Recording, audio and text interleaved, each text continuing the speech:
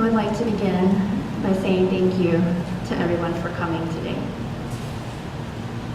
Seeing all of your faces here would bring a huge smile to my dad's face. My father was such an amazing, loving, and selfless father, and it has always been evident that his number one priority in his life was to provide a loving home for me and my mom. When I look back on my years with him, the words happy and loved come first to mind.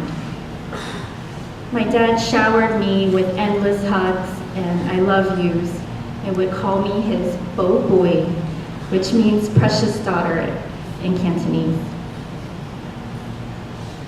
Among many qualities that my dad had, what I love most about him was his happy-go-lucky personality and his goofy antics. One way he would demonstrate these qualities was through singing. My dad loved to sing. I remember waking up in the morning to my dad singing loudly in the shower when my room was all the way upstairs. When I would come home from school, he would greet me in song. At church, I really think he was the loudest singer with the loudest vibrato. Many times he'd hum while we were out shopping and around the house. He would even use humming and singing as a distraction when he thought my mom and I were having a disagreement, as if humming would lighten the mood. We have a good giggle and sometimes have to correct him, saying, "We're not arguing." He wanted to make sure that the home was happy and that we were happy. Being the only man and living in a house with two women can be easy sometimes. Actually, probably torturous sometimes, thinking back on it. And my mom and I would tease him a lot, and he would be the brunt of many jokes. But he always took it in good stride and laughed with us. Every night growing up, we would eat dinner together as a family and share about how our day went. My mom and I would quickly summarize the highs and lows of our days, but whenever we got to my dad, his story would start with, "Well, I woke up this morning, and then I walked to the kitchen to make coffee, and then I took a shower." We would tease him and ask him to please fast forward. He was so funny, always having to start at the very beginning and tell us every single detail of his day. I think he just loved whenever he got our full attention. My dad was also my biggest cheerleader in life. He made a point to be involved in all the activities that I love to do, whether it was driving me to tennis lessons, band practice, and youth group, and even attending our high school football games. One time I remember I left my hair dryer in the car on a game day when he dropped me off at school in the morning.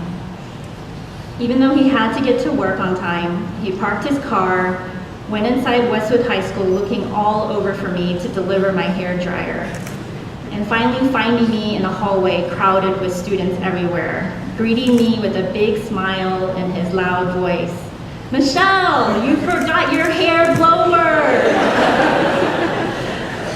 Slightly embarrassed, I laughed and I gave him a big hug and thanks. Everything he did was to make sure I was happy and provided for. My dad and I shared a lot of laughter and good family times that I will cherish forever. He took me to Longhorn football, volleyball, and basketball games since I was 4. When we didn't always watch Longhorn games together when I was older, we would always text each other during the games. Well, actually, I think it was me more texting my dad.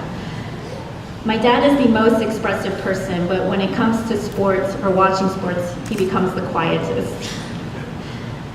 Before the games would start, I would text him, "Go Horns!" And then all I would get back in response was one word, "Yes." I would text, "Yay, McCoy to Shipley." My dad's response, "Yes."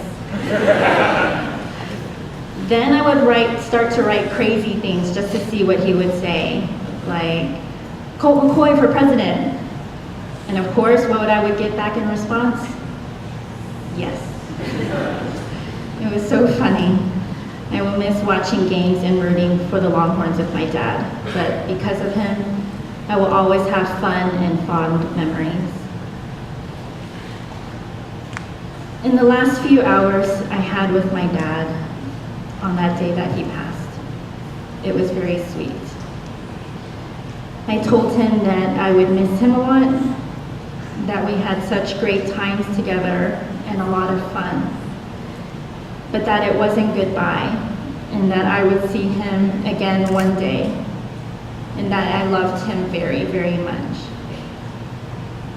I forever will hold his love for me in my heart.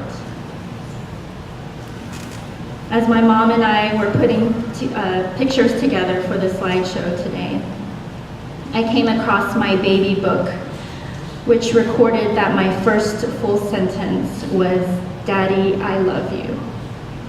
And I'm so thankful that my last sentence to my dad before he passed was, "Daddy, I love you."